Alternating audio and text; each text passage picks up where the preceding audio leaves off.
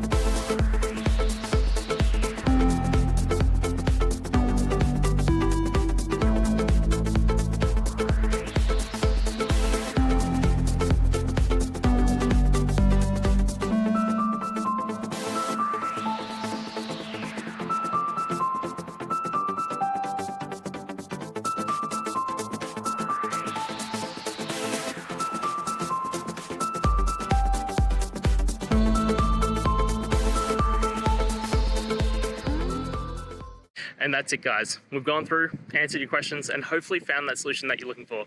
If we did, please hit subscribe. I'd really appreciate it. And until the next time you need technical help, I hope you have a good one.